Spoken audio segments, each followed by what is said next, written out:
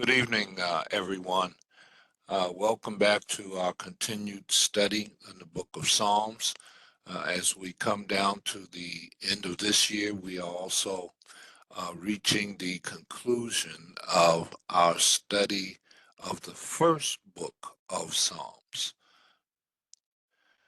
As always, our theme is glorifying God for who he is, and our key verse is I sought the Lord, and he answered me, and he delivered me from all my fears. And that is lifted from Psalms 34, verse 4 in the ESV.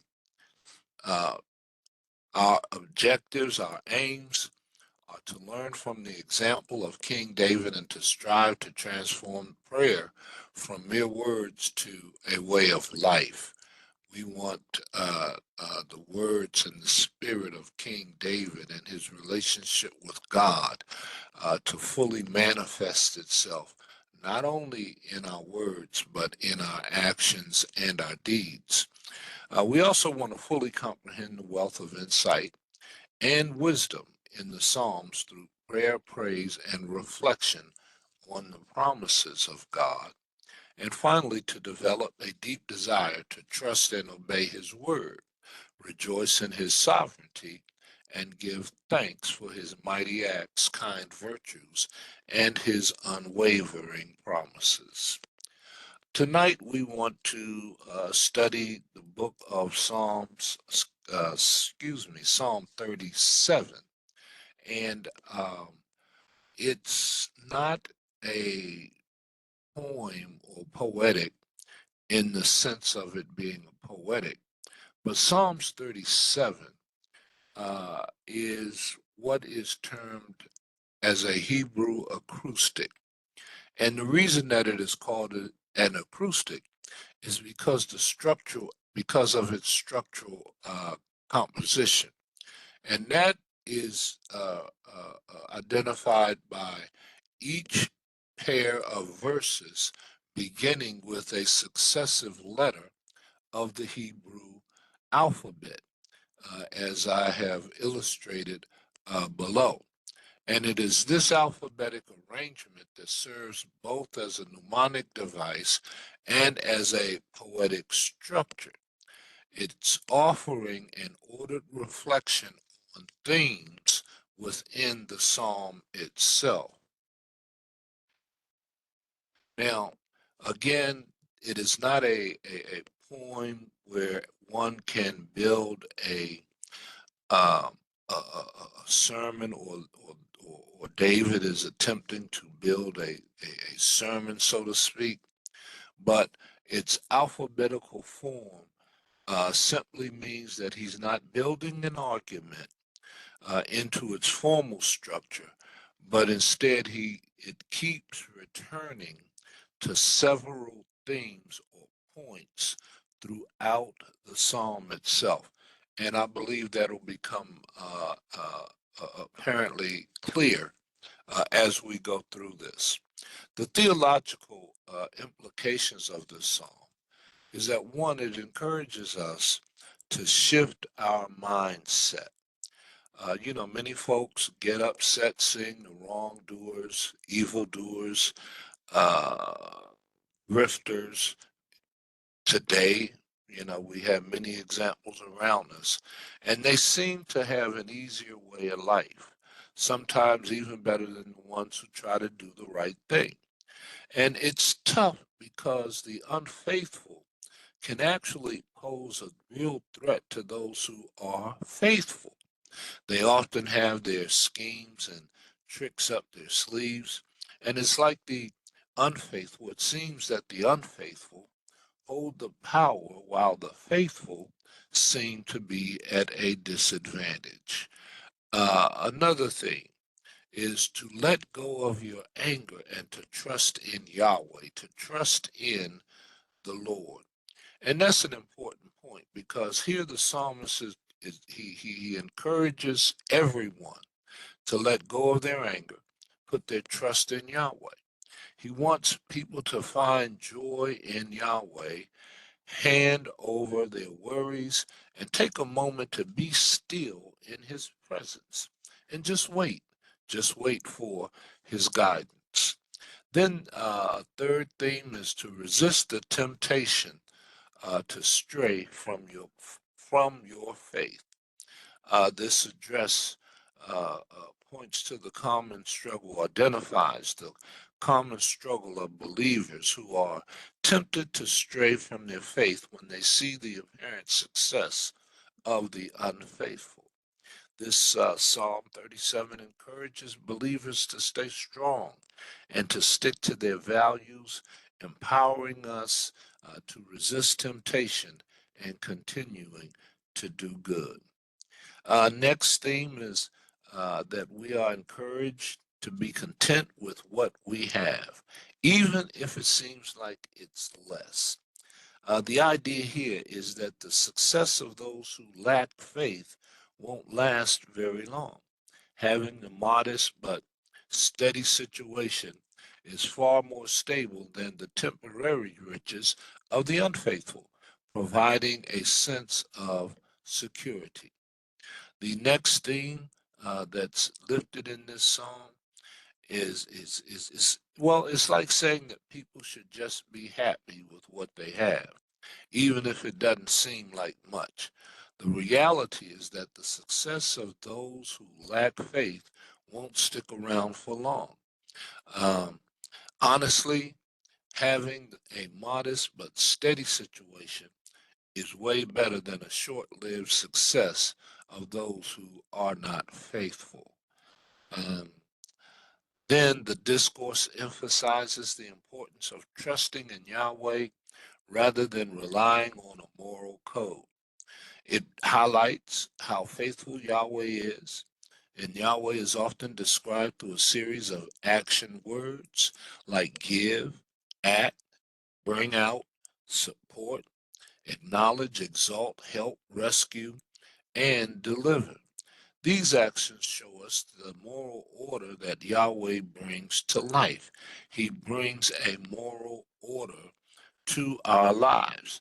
And the interesting part is that Yahweh, the Lord, laughs because he already knows how things will unfold. So the main idea of this discourse of David really revolves around land. Watch this now. On the positive side, when the faithful take ownership of the land, they'll experience such a rich and fulfilling life that they'll be able to share their blessings with others. This land is my land. Okay. Uh, on the negative side, those who are faithless will find themselves cut off from the land, which ultimately means they're cut off from everything else. Uh, Beyond my understanding, the Lord has always made a land covenant with his people.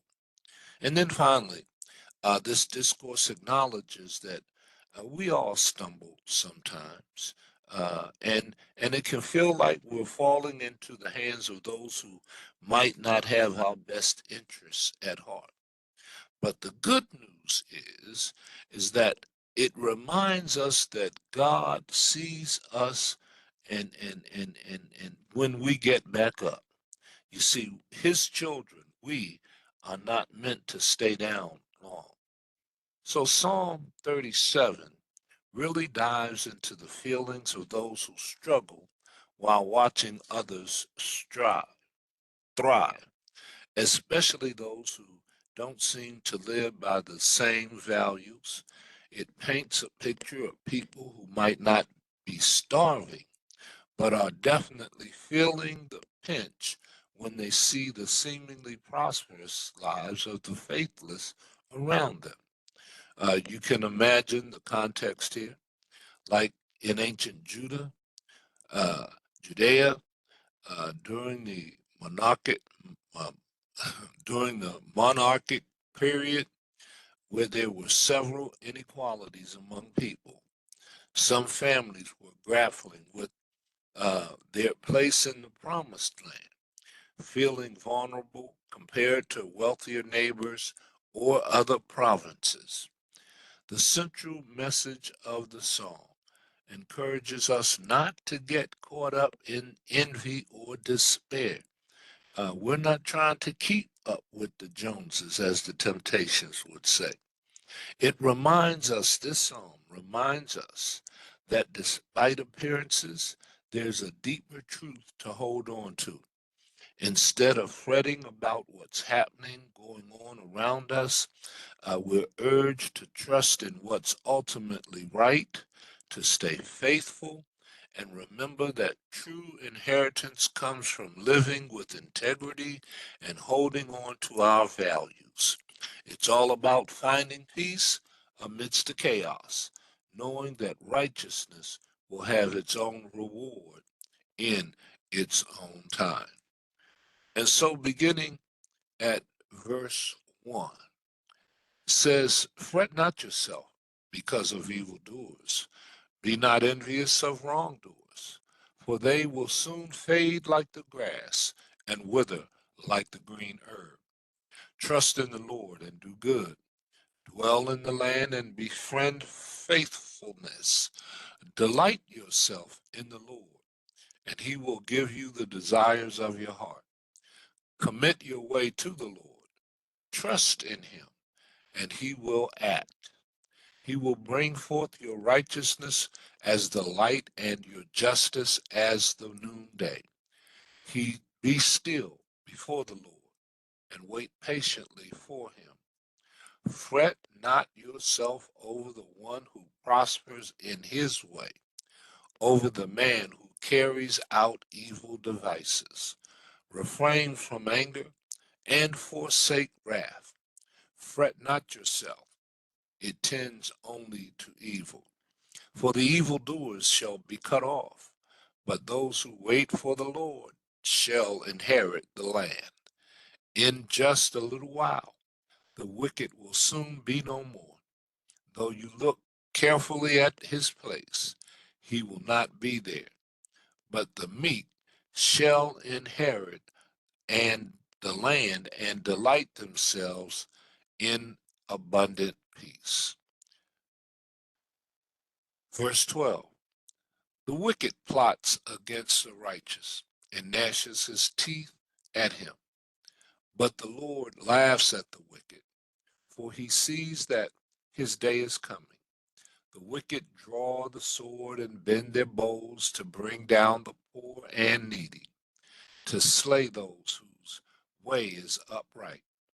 Their sword shall enter their own heart, and their bows shall be broken.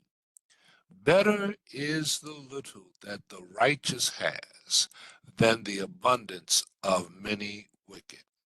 For the arms of the wicked shall be broken, but the Lord upholds the righteous.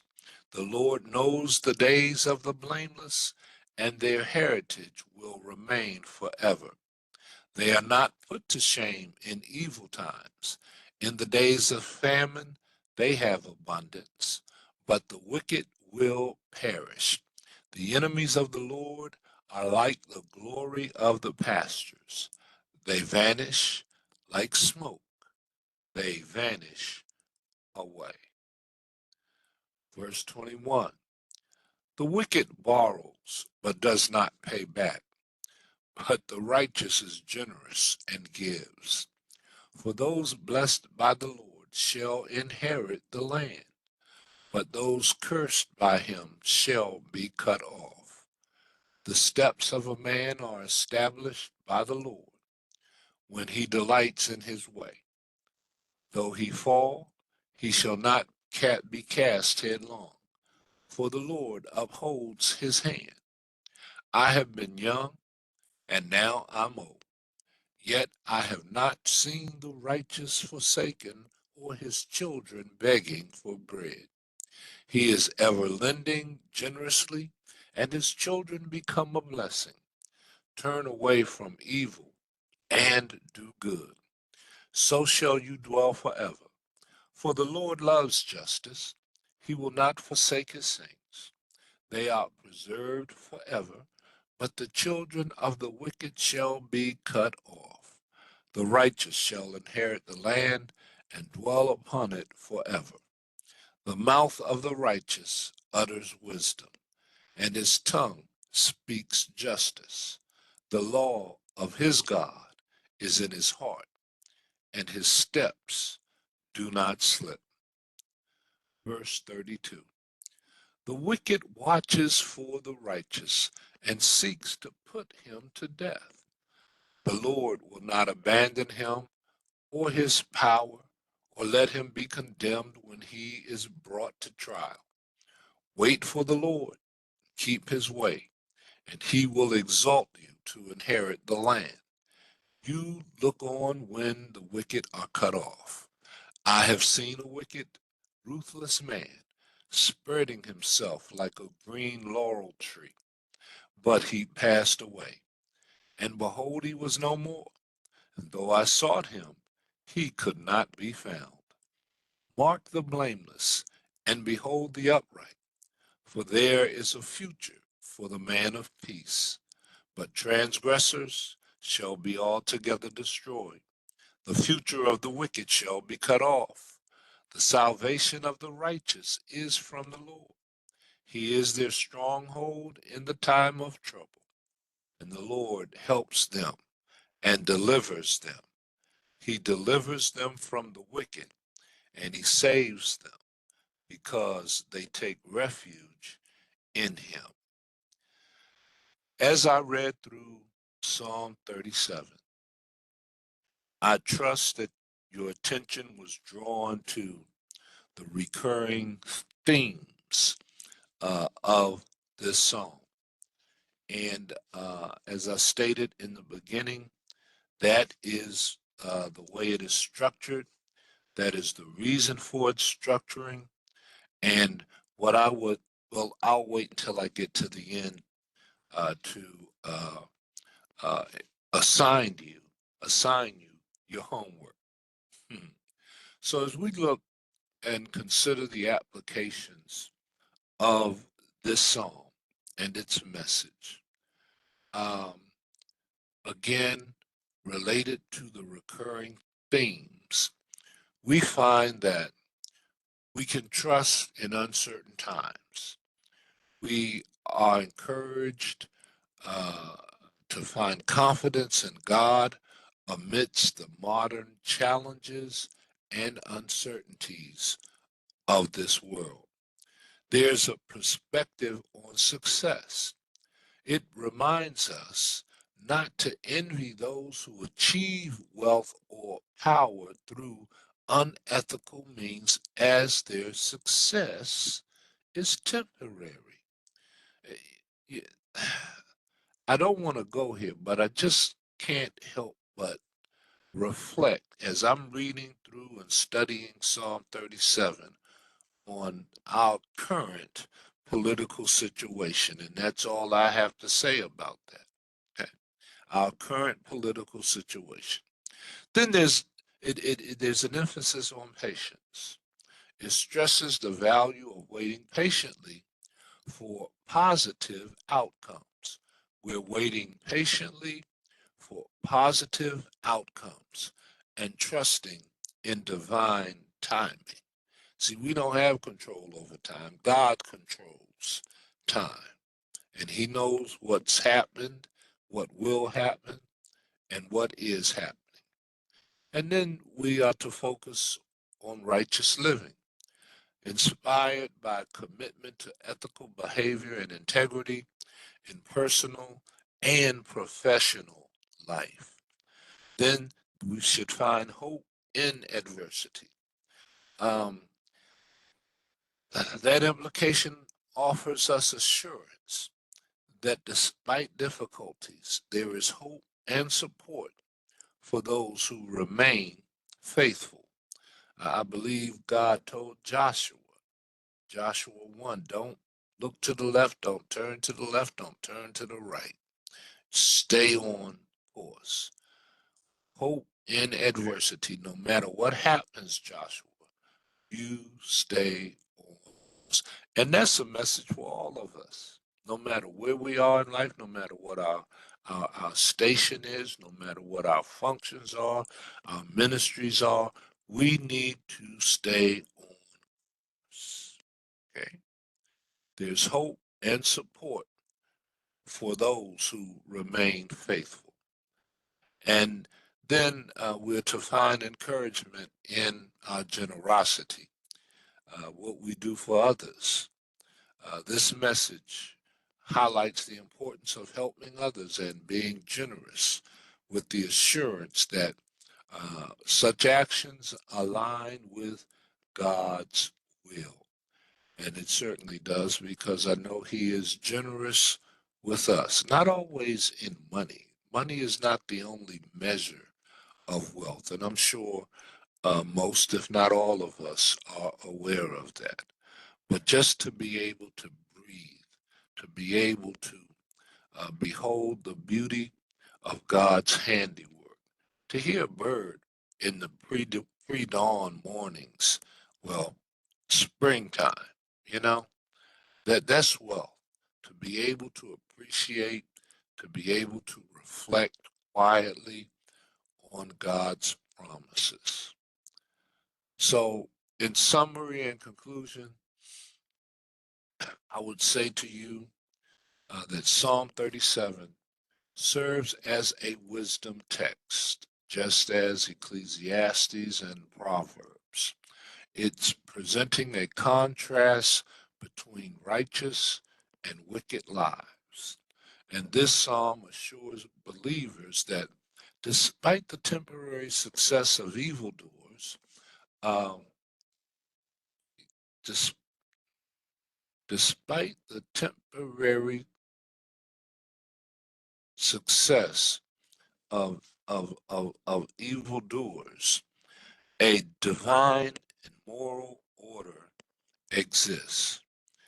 And it encourages us to trust in God, to have patience and commitment to righteous living, promising that the righteous will inherit the land and enjoy lasting peace through seemingly prosperous, though seemingly prosperous. The wicked, they will ultimately face down uh, uh, uh, uh, as their fall down, excuse me, as their success is fleeting and self destructive. This song underscores the importance of faith, integrity, and reliance on God amidst life's inequalities, affirming God's faithfulness and support for all of us who follow His ways. And the last thing that I will say to you tonight is that if you really want to get the most out of Psalm 37, if you really want to understand what Psalm 37 is saying to you, then I would like for you to underline every command that you read, every affirmative statement that is given to us in this psalm. Doesn't have to be long. You know, you look at, you see, fret not. That's a command. Uh, wait patiently. That's a command. That's what I'm talking about. I want to encourage all of us to underline every one of those that we find in these 40 verses of Psalm 37.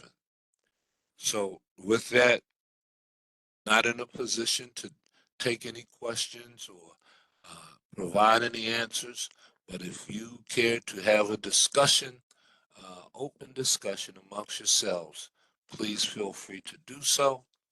And I will look forward to being with you again live next week. May God continue to bless you richly, and may His favor fall upon you and your family. Amen and good night.